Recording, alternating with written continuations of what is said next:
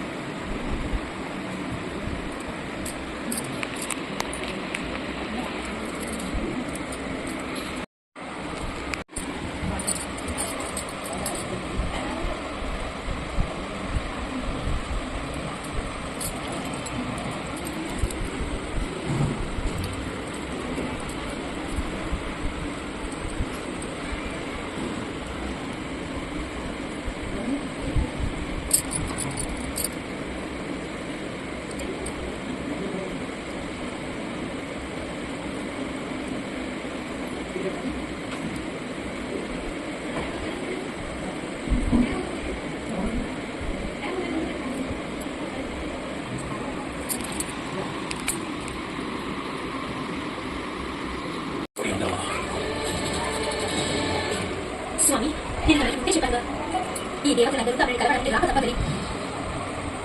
ఇదే సరైన సమయం. వీరికి మీ శక్తి సామర్థ్యాలు పరిచయం చేయండి. మీరంటే ఏమిటో చూపించండి. సరిగ్గా చెప్పవుతుందా? ఇదే మీ అసలైన కైలాసం. ఇంతకాలం అదృశ్యంగా ఉండిపోయింది.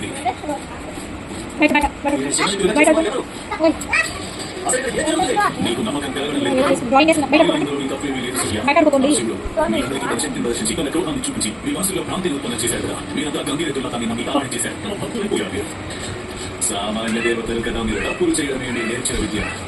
అయినా మీకు భగవంతుడైనందువల్ల చేసిన తప్పులని మీలోని దోషాన్ని క్షమించడానికి సిద్ధంగా ఉన్నాను. కానీ క్షమించాలంటే మీరందరూ నన్ను శరణు వేడక తప్పదు. తన దివంకారం నుండి బయలుదేరి అతిక్రమించింది.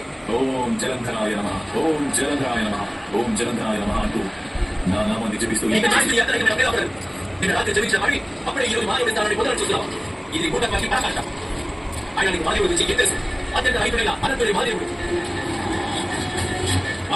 నీకు సకలకు ఆదిదేవుడు మహాదేవుడు. విధి లేని పరిస్థితుల్లోనే మీరు శివుని దేవుడిని నమ్మారు. ఆ మాత్రం అర్థం చేసుకోగలను.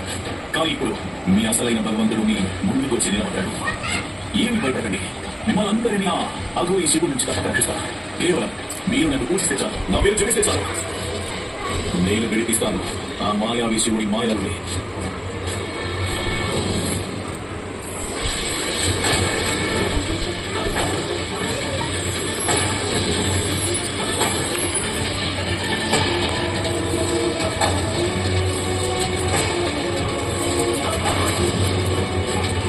ప్రత్యక్షమయ్యారు చూడండి, నన్ను గుర్తుపట్టండి.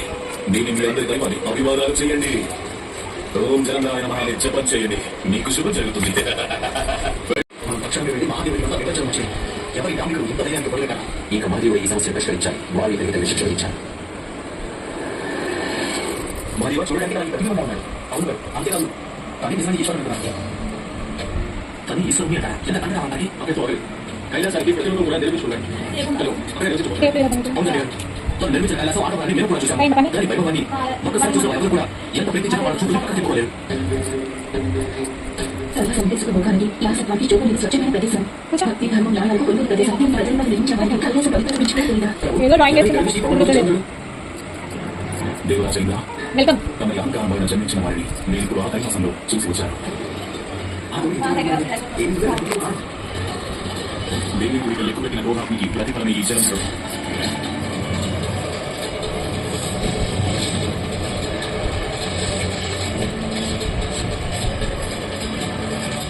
అయినా మీరందరూ తను చేసిన ఏ పొరపాటు వల్ల ఇంతగా ఆలోచిస్తున్నారు? తండ్రి గారు ఎందుకు రక్షించుకోవడం లేదు? వారు త్వరగా ఎందుకు రక్షణ పడుతున్నారు? తండ్రి గారి ప్రమాదాన్ని ఎందుకు పట్టించుకోవడం లేదు? తప్పు తను చేసింది చాలా తీవ్రమైన కానీ బాబు నేను చెప్పుకున్నాడు. అయితే ఏమైనది దేవేంద్ర? కానీ తాను భగవంతుడు అనుకుంటే అనుకున్నట్టే తను చెప్పుకున్నంత మాత్రాన అసత్యం సత్యంగా మారిపోతుంది. ఈ లోకం నాతోనే చేస్తుంది, చివరికి నాలోనే కలిసిపోతుంది. ఇది ప్రత్యక్ష సత్యం కదా. అసత్యం అనేది ఎంతగా ఆహ్వానం చేసినా అది సత్యాన్ని ఎంత మాత్రం ప్రభావితం చేయలేదు. అసత్యం అంతకన్నా ఎంత విస్తరించినా సత్యం వెలుగులోకి రాక తప్పదు. కానీ అసత్యం ప్రపంచాన్ని భ్రమపెడుతుంది. వినాశనం, విషాదం, వివాదాలకు వాడి ఉంటుంది. ఒకవేళ జగన్ ఆకుపోతే అతని అసత్యం తన నిష్ప్రభావం చూపిస్తుంది. ప్రభావం ఉంటుంది, ఉండక తప్పదు. ఆ దేవతలందరూ శివుడి బదులుగా తమని పూజించడం ఆరంభిస్తే శివుడిపై కూడా తన ప్రభావం పడక తప్పదు. తండ్రి గారు, నా ఉద్దేశం ప్రకారం సమస్య ఇప్పుడు ప్రాణం వస్తున్నది. వేరైనా మొక్కలని చేయడం మంచి పని. ఎవరైనా తన బాబు గురించి తగ్గించుకోవడం చాలా పెద్ద అపరాధం. కానీ ఇది జరుగుతున్న దుర్ఘటన కనుక స్వామి తనకి శిక్ష నుంచి కూడా మరో అవకాశం ఇవ్వాలనుకుంటున్నారు. మనం కొంచెం జాగ్రత్తగా ఉండాలి ప్రభు. ఎందుకంటే శివుడు వారి కుటుంబం అందరూ కలిసి తమని మోసగాడిని ప్రకటించి ప్రభు అంతం చేయడానికి చేయగలిగిన ప్రయత్నాలన్నీ చేస్తారు. ఆలోపే శివుడు ఏకచక్రాన్ని పట్టాన్ని తమని హస్తగతం చేసుకోవాలి. తమను ముందే మహాబలుడు, దానికి తోడు శుక్రాచార్యులు తమని అష్టసిద్ధులను కూడా ప్రసాదించారు. వాటితో మీరు అపరాధితులు అయ్యారు కనుక తమని ఎవరు అంతం చేయలేరు ప్రభు. ఈ రోజు జలంధరుడు తనే దేవుడిని ప్రకటించి తనకు స్థానం ఏర్పరచుకున్నాడు. రేపు తను నిలబెట్టుకునే ప్రయత్నం చేయడం మారు. ఫలితం అందరి అధికారాలను తన గుప్పట్లో పెట్టుకునే ప్రయత్నం ఆరంభిస్తాడు. తను అందరికీ సమస్యలు ఉత్పన్నం చేయడానికి ముందుగానే మనం దాన్ని అర్థం చేయడం చాలా అవసరం. అది అందరికీ నిమిషం సమస్య ఉందా? తన వాళ్ళు ఇంకా ఎవరికి ఏ ప్రమాదం జరగలేదు కదా నా స్వామి ఆలోచిస్తున్నట్టున్నాను. మా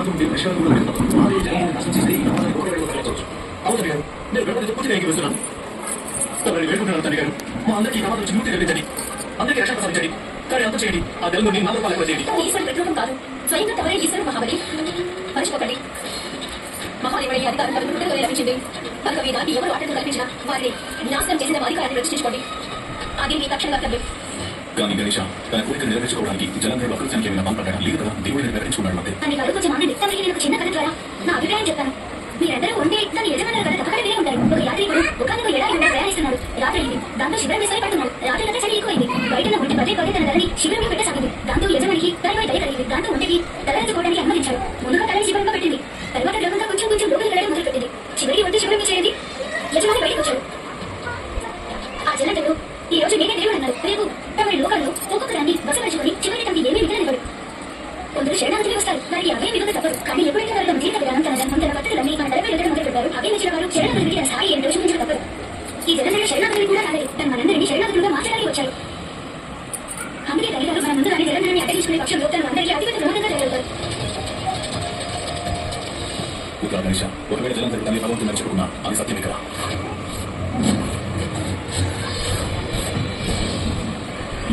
స్వామి మహాబలి, దేవతలందరినీ ఆదేశించండి.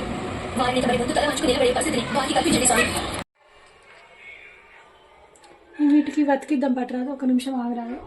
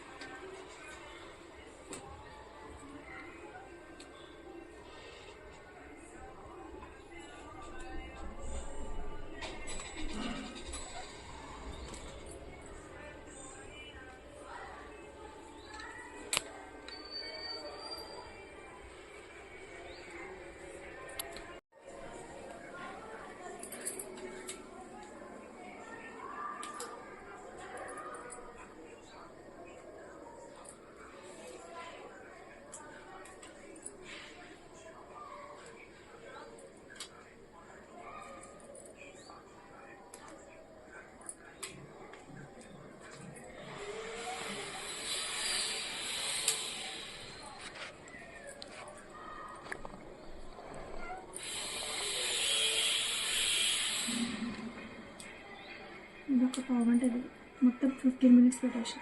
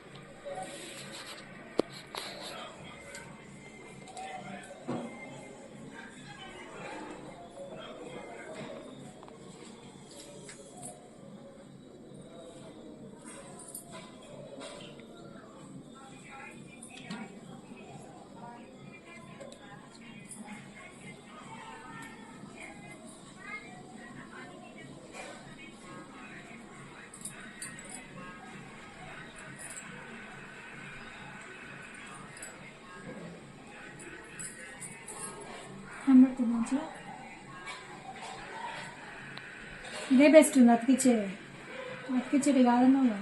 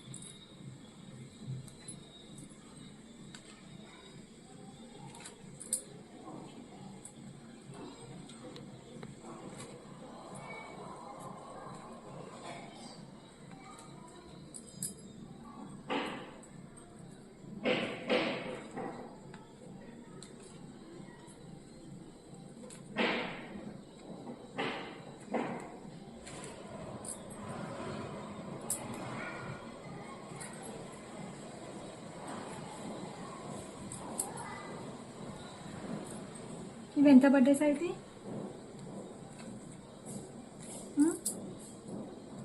ఇవి ఎంత పడ్డాయి? ఏమో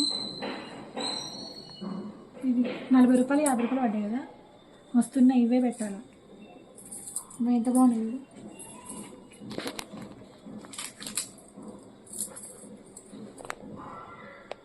దగ్గర నుంచి